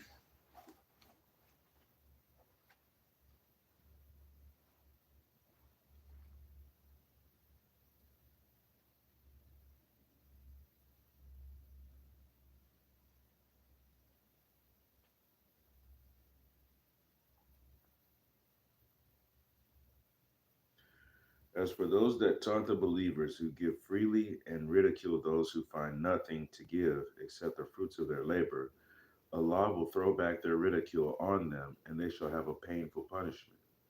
O Prophet, it is the same whether you ask forgiveness for them or not. Even if you ask for their forgiveness 70 times, Allah is not going to forgive them, because they have disbelieved Allah and His Rasul. Allah does not guide those who are transgressors. Those who remained behind, who did not join the Tabuk expedition, were delighted to sit inactive behind Allah's Rasul, and they hated to make jihad with their wealth and their persons in the cause of Allah. They said to each other, "Do not go forth in the heat." Say to them, "The fire of hell is much more severe in heat." If only they could understand. Let them laugh a little. Much will they weep as a recompense for what they have earned.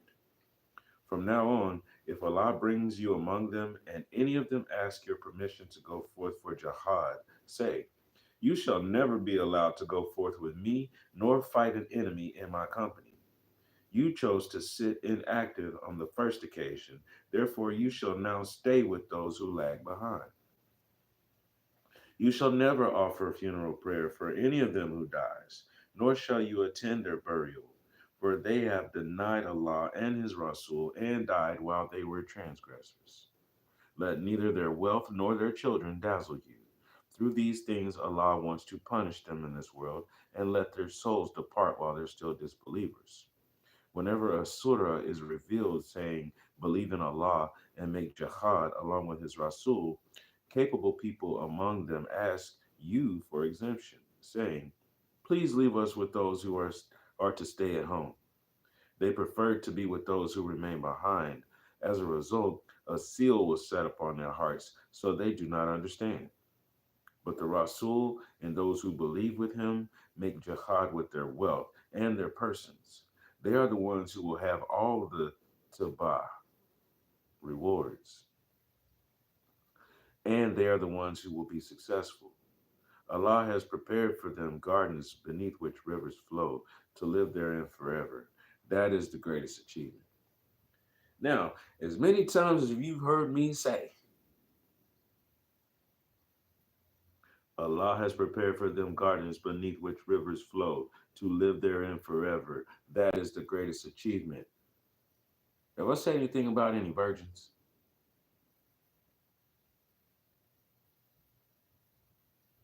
There's a difference between what you've heard compared to what's really there. Allahu Akbar.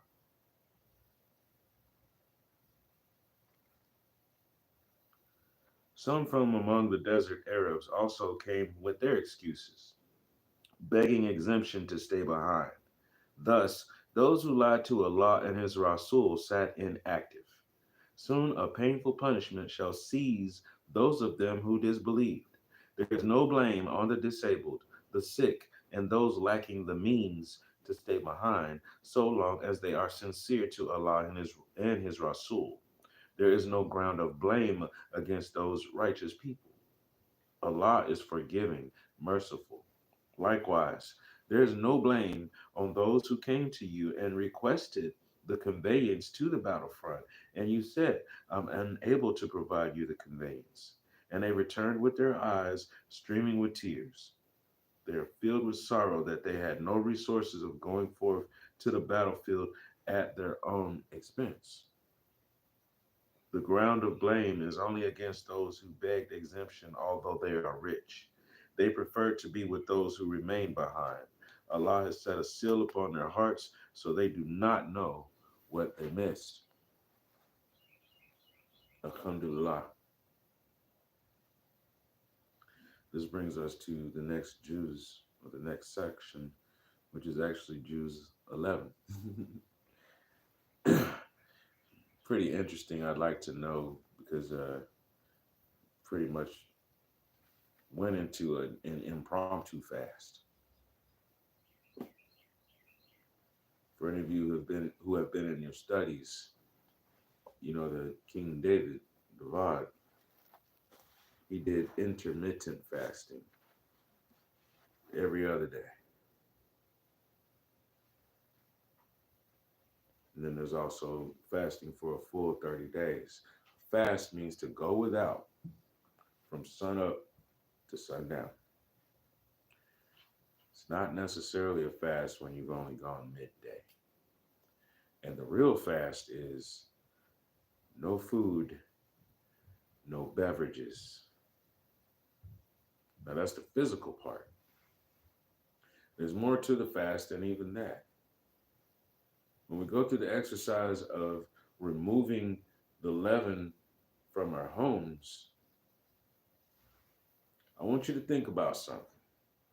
Even though you are given permission after the time is up, oh, now you can bring the leaven back in your home. What part of that practice is righteous or tabah? Because it means you're going to have to turn around next year and remove all the leaven that you brought back.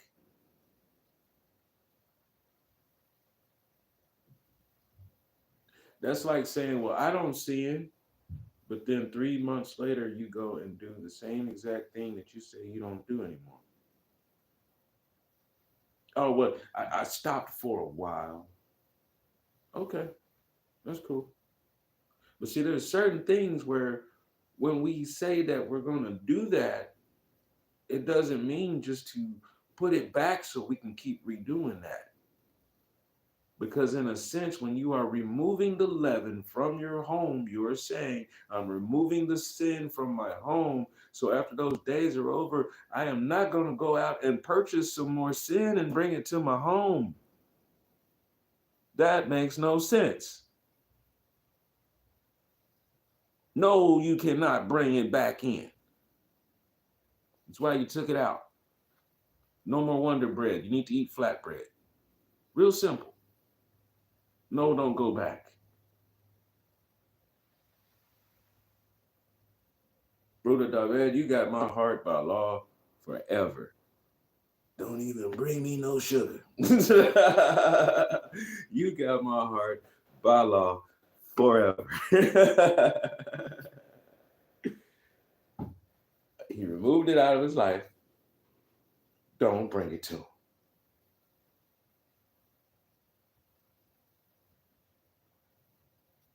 When a person goes through the 30-day fast and they're reading the 30 Jews, when you get done and you complete the reading, it says, after you've completed your fast, it is best to repeat the process. Meaning, Alhamdulillah, shukranallah, that was great.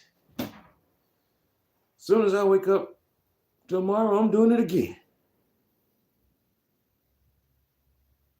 That's why my body fasts. I wake up sometimes, and yes, my body tells me, no, we're not eating today. My body tells me that. Ain't nothing I can do about it. I try to drink some water, and my gut hurts. Try to sip some coffee, a sip, and my gut hurts. Not even going to try to eat anything. I don't eat when I first wake up anyway. Very, very, very rare.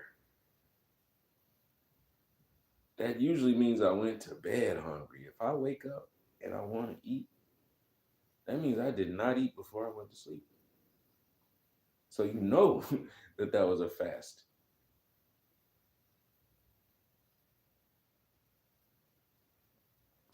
Yes, there's a period in the year where I do choose the full 30-day fast. However, yes, there are also times where throughout the week, my body said we are not eating. Then there's other times where I go to the cupboard and I'm not eating because there's nothing in the cupboard. It's not out of a choice.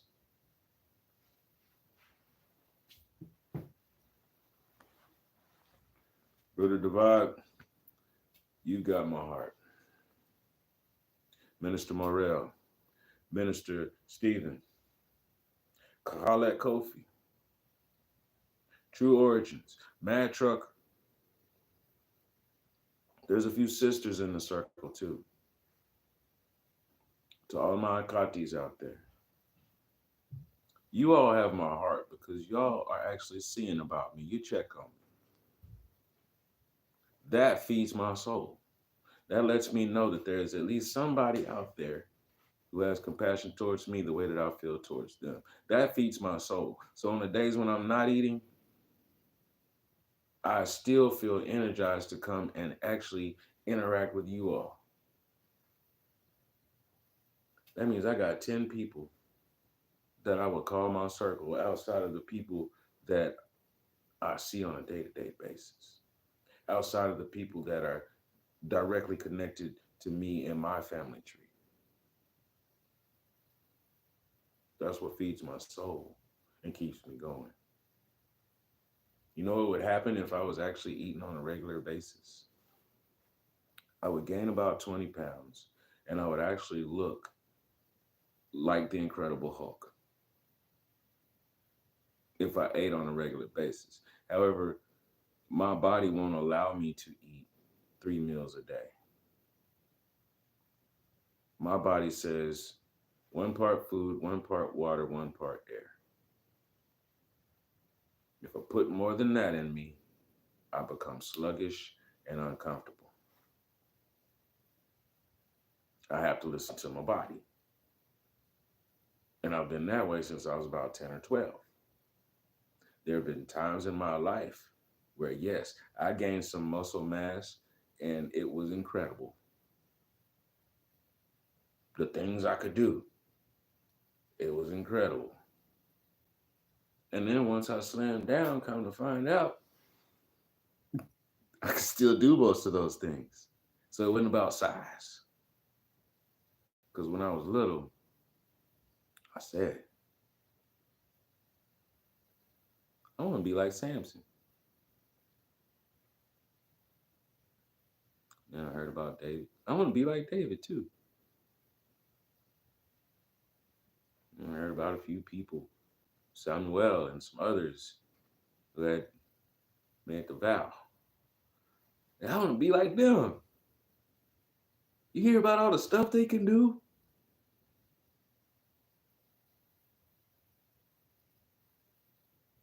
See, nobody took the children to the side to let them know there's a value to being part of Yahasharayel. See, we're not witches and warlocks. However, we walk with the Essene, meaning the energy that goes through my body can pass through my palm and transfer to another individual.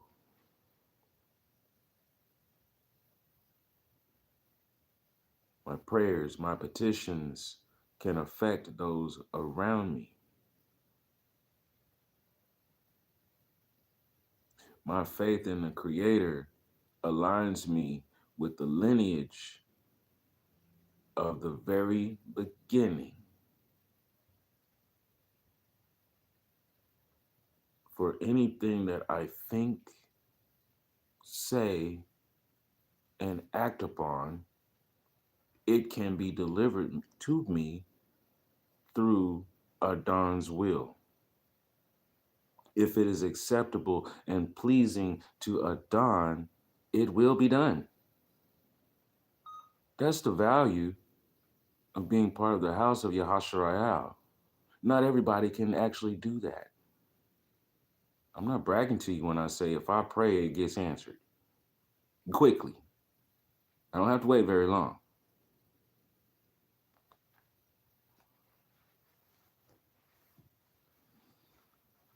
Adon willing will return tomorrow and we can finish out surah at-Tawbah.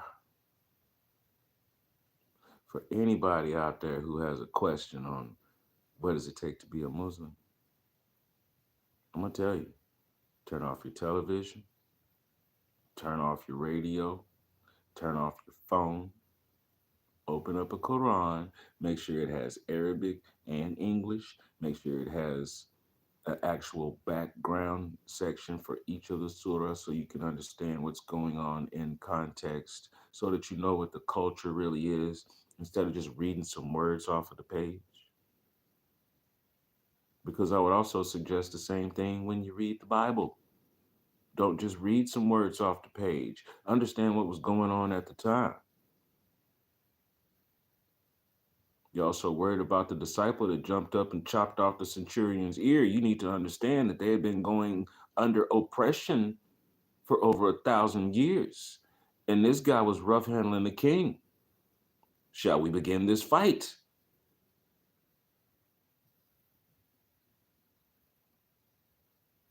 You have to understand. You're crying now because young men are being dropped in the middle of the street. Well, that's what you're getting to see on the cell phone. Some of it's real, some of it's staged.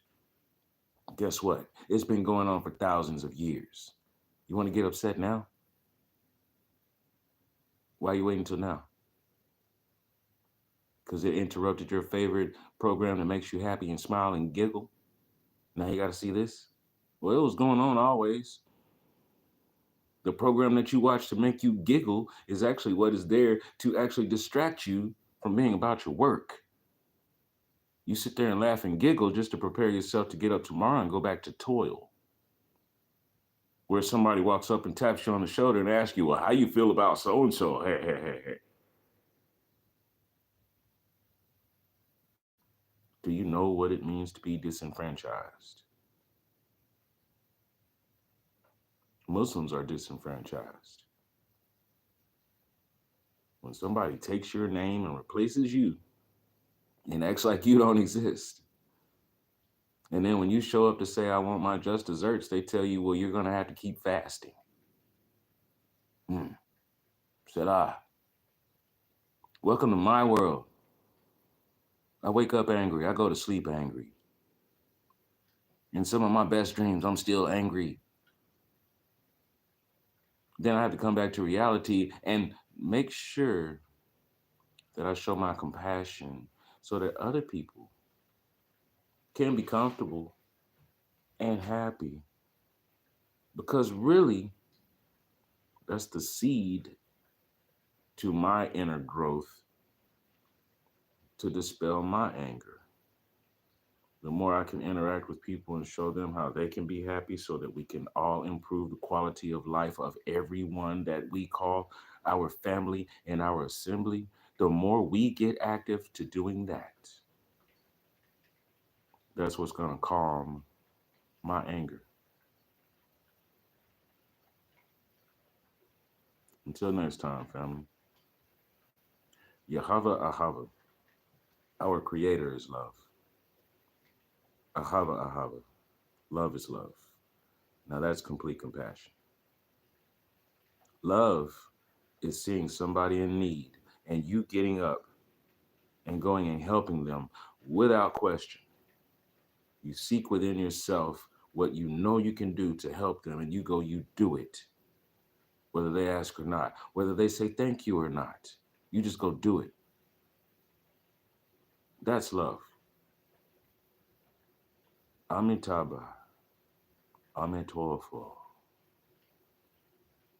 That's compassion in both Japanese and Chinese. Yahweh Shalom at Barak. Our Father's peace and blessings be with you. Allahu assalamu alaikum wa rahmatullahi wa barakatuh. Our Father's peace, mercy, and blessings be upon you.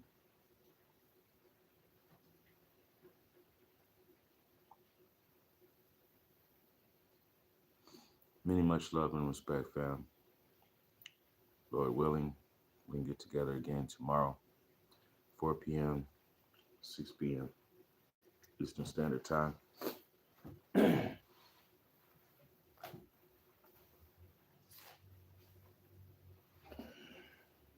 Looking for a schedule. I want to see what tomorrow is. Today, SOC.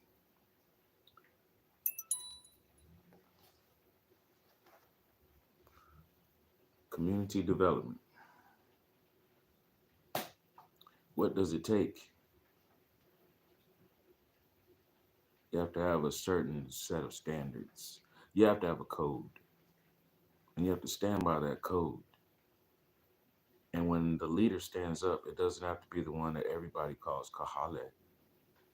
When the leader stands up, everyone else should be standing up to. Because the leader is basically the one saying, all right, let's gather together. However, whatever your talent is, you're the leader in that.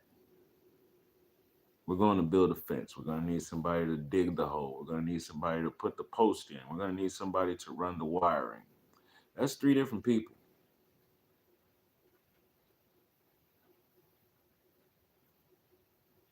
We're going to need the leader in all of those different activities to come and do this so it can be done expeditiously. Morgan Freeman's cool. Learned a lot from watching some of his characters that he's played. Expeditiously. Part of the reason why I am angry is because I have grown up watching people move very slowly, expecting our Creator to respond expeditiously. I've grown up moving slowly on purpose because people wanted me to move expeditiously just for me to have to stand there and wait for them to release me from my activity. But no, I don't want to move fast if you're just going to make me stand around and wait. I don't like to hurry up and wait. You got the wrong one. There's no time for waiting. Now, resting, yeah. But I can't rest if you're not releasing me from my activities. So how do you think Yahweh feels when we're supposed to be out here doing our work so that Yahweh can have a little bit of salam and a little bit of Shabbat? Too busy having to pick us up by the napes of our necks and tell us, hey, you know you're messing up, right? Now I got to get your Hashabai over here to mediate for you. You need an arbitrator for you because you hadn't figured out, instead of trying to argue your case, you just need to do the right thing. So now there's this big old caseload on your Hashabai because no, he can't save you. All he can do is say, yeah, I saw that happen and I saw that happen. Can't plead your case. Animals plead. Human beings don't plead. So you better believe Yehoshua HaMashiach does not plead. There was no pleading guilty. There was no plea of mercy. Kings definitely don't plead. We are told we're supposed to be walking as royalty. So by the time we get to the day of judgment, we should be judged like we've been walking as royalty. Till next time, family. Man,